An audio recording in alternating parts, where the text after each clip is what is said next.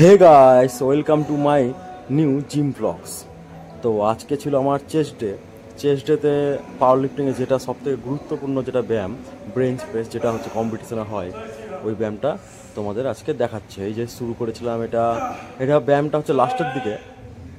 তো এটা এই দেখো ফার্স্ট থেকে ব্যায়ামটা দেখো খালি রড দিয়ে ফার্স্টে আমি কেমন করে দেখো রডকে ধরেছি, ভালো করে দেখো। ভিডিওটা তোমরা স্লো করেও দেখতে পারো। প্রথমে মোটামুটি ধরো ওই 20-25টা রেপিটেশন মারলাম, তারপরে 10-এর প্লেটগুলো লাগালাম। আজকে ছিল আমার হচ্ছে 8 সেট, 8টা করে রেপিটেশন। যখন খুবই হেভিতে গেছিলাম, 100 যখন পার করেছিলাম, তখন 5টা-6টা রেপিটেশন দিচ্ছিলাম, ঠিক আছে। দেখো এই যে ওয়েট লাগালাম, 15 কিলোর প্লেট। এটা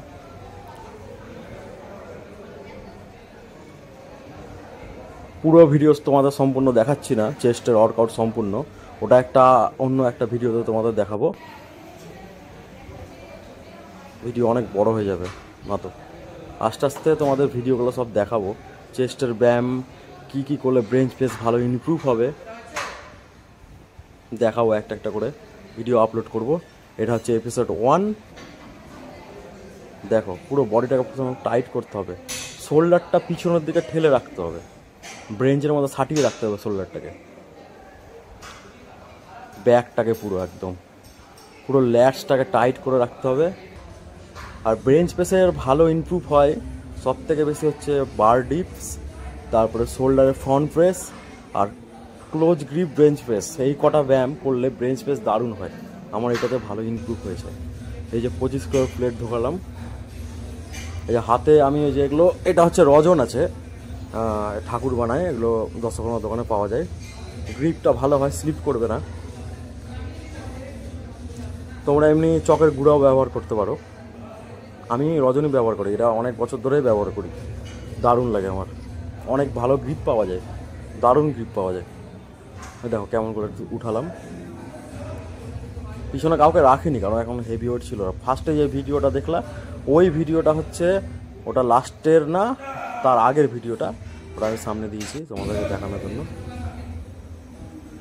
এই যে 5-এর প্লেট অ্যাড করলাম, 25, 30, 60, 70, 80 কিলো।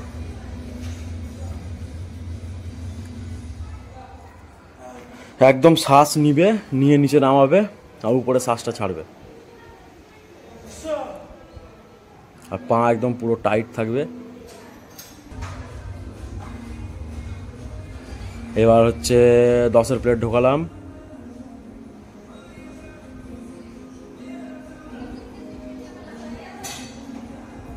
আর এগুলো যে বেঞ্চগুলোতে ব্যায়াম করছে, এগুলো পাওয়ার লিফটিংয়ের বেঞ্চ না, ওগুলো বেঞ্চ একটু আলাদা থাকে, সামনের দিকে যে পায়াটা থাকে ওটা থাকে না, পাটা। এগুলো এমনি বডি বিল্ডিংয়ের বেঞ্চ, এগুলো নর্মাল বেঞ্চ।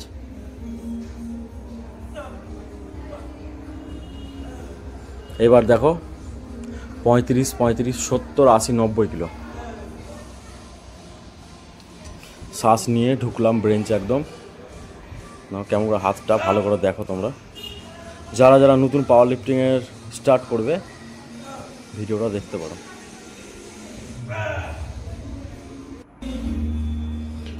এবার 20 কিলোর প্লেট ঢোকালাম, পিছনে একজনকে রাখবো, বেল্টটা পরে নিলাম, বেল্টটা পরলাম কারণ এখানে হেভি ওয়েট আছে। একজনকে রাখলাম, এমন কাউকে রাখতে হবে একজনকে যারা অনেক দিন ধরে ব্যায়াম করে, অনেক বছর ধরে, দিন ধরে ভুল বলছি, যে বুঝতে পারবে যে তোমার কোন জায়গাটায় সাপোর্ট লাগবে। সাপোর্ট কি, একটু হালকা টাচ, ধরো পিছনে থাকলো, দুটো আঙুল দিয়ে রাখলো পিছনের দিকে রডের মধ্যে, তো মনে হবে তোমার না পিছনে কেউ আছে কিছু। যদি বাই চান্স যদি স্লিপ করে যায় বা যদি না পারি, পিছনে আমাকে সাপোর্ট দেওয়ার জন্য কেউ আছে। দেখো এখানে কিন্তু সাপোর্ট দিচ্ছে না, ওই দেখো দুটো আঙুল দিয়ে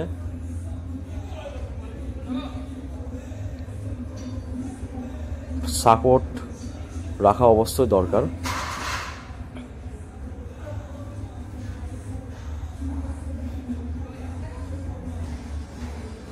তারপরে দেখো এটা হচ্ছে আলাদা ব্রেঞ্চ প্রেস, এটা ব্রেঞ্চ প্রেস বাড়ানোর জন্য এটা একটা অন্য একটা বেঞ্চ প্রেস। দেখো পাটা উঠিয়ে মানে পুরো ধরো কোনো সাপোর্টই তুমি পাচ্ছ না, কোনো হিপসের সাপোর্ট নাই, কিছুই নাই। পুরো পাটা শূন্যে উঠিয়ে সোজা করেও মারা যায়, পা ভাঁজ করেও মারা যায়, তোমার যেমন ইচ্ছে মারতে পারো।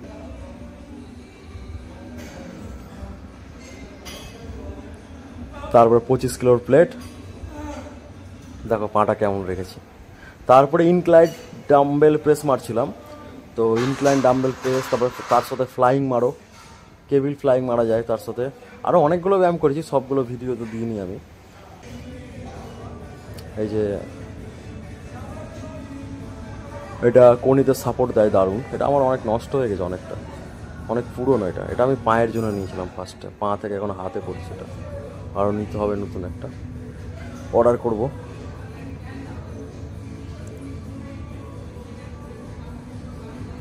তো চলো আজকের মতো বাই। তাহলে ইনক্লাইন ডাম্বেল প্রেস দিয়ে শেষ করেছি, তো আবার নতুন একটা এপিসোডে তোমাদের সাথে দেখা হচ্ছে। চ্যানেল নতুন থাকলে সাবস্ক্রাইব করে দিও, আর ফেসবুকে থাকলে ফলো করে দিও। চলো বাই।